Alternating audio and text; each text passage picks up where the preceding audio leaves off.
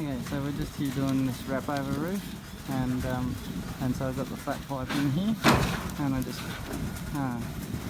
count how much is going in each bay, and you can see that's the wrap over sheet there, and then as it fills up, you just pull it back a little bit,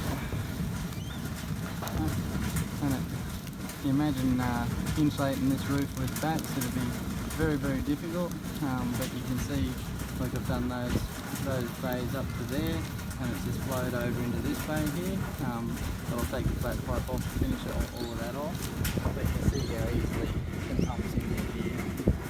So, let's make it fast.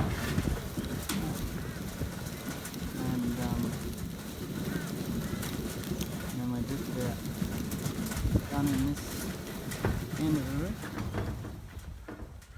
A little bit more.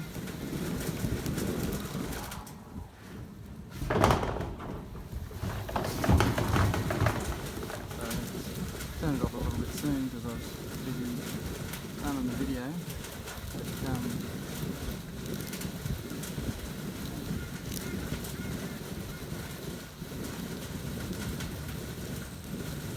can see down in there how explosive it is there. See that? When it comes out the end, it just bubbles out and fills the bay.